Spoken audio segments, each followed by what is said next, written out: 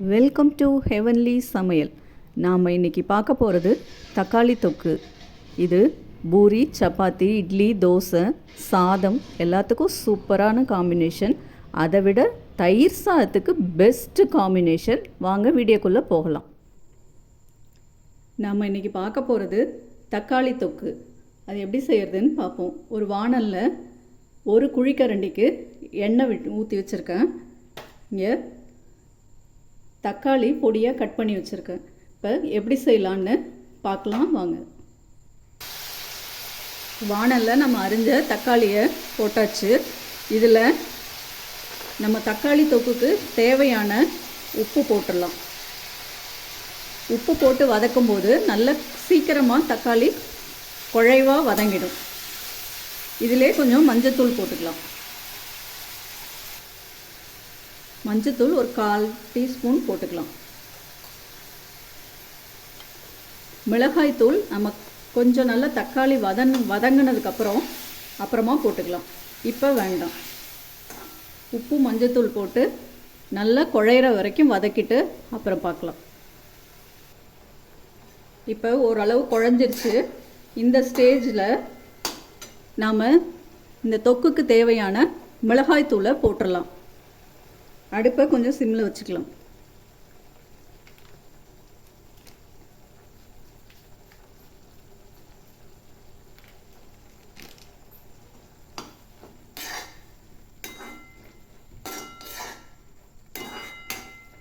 மிளகாய்த்தூள் போட்டு கொஞ்சம் வதங்கினதுக்கப்புறம் இங்கே கொஞ்சம் புளித்தண்ணி எடுத்து வச்சுருக்கேன். கொஞ்சம் திக்காக கரைச்ச புளித்தண்ணி ஒரு 2 டேபிள் ஸ்பூன் எடுத்து வச்சுருக்கேன்.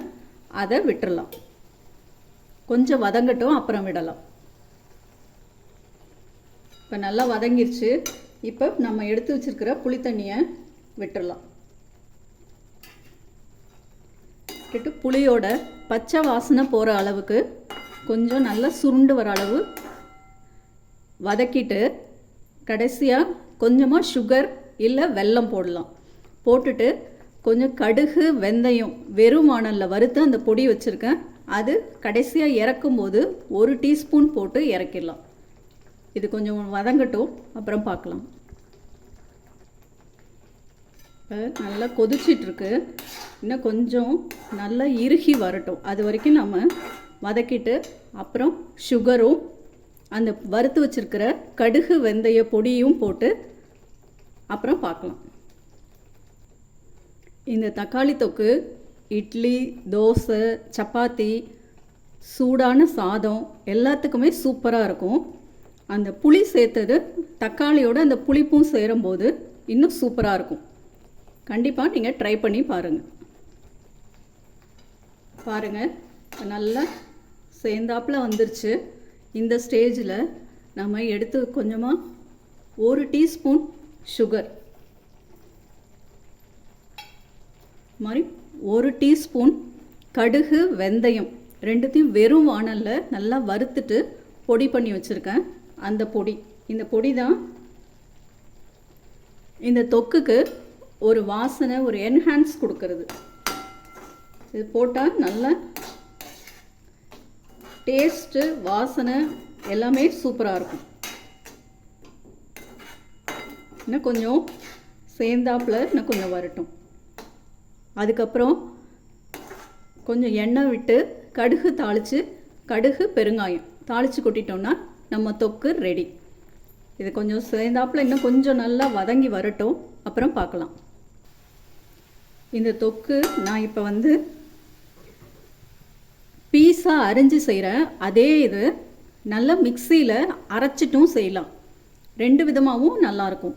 நான் இன்றைக்கி கட் பண்ணி தான் இன்றைக்கி செய்கிறேன். இதுவும் செய்யலாம், இதுவும் நல்லா தான் இருக்கும். அடுப்பை நல்லா சிம்மில் வச்சுட்டேன். கொஞ்சம் சேர்ந்தாப்பில் வந்துடுச்சு. இப்போ பாருங்கள், இன்னும் ஒரு 2 to 3 மினிட்ஸில் ரெடி ஆகிடும்.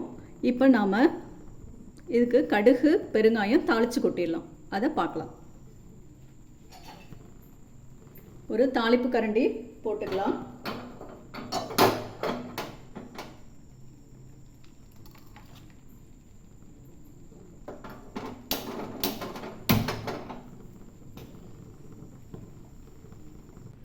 தாளிப்பு கரண்டியில் ஒரு 2 டேபிள் ஸ்பூன் எண்ணெய் விட்டுருக்கேன்.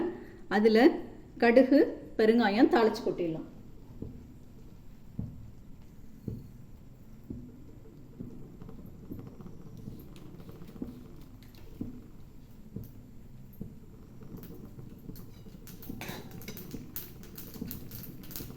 தொக்கில் பெருங்காயம் போட்டுக்கிறேன். இதில் அப்படியே விட்டுடலாம்.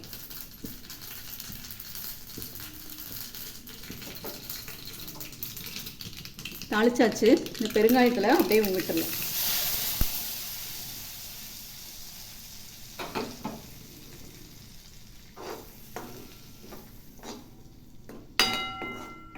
அவ்வளோதான். இன்னும் 1 நிமிஷம் கிளறி எடுத்துட்டோன்னா நம்ம தக்காளி தொக்கு ரெடி. நமக்கு 1 நிமிஷம் கிளறிட்டு அப்புறம் பார்க்கலாம்.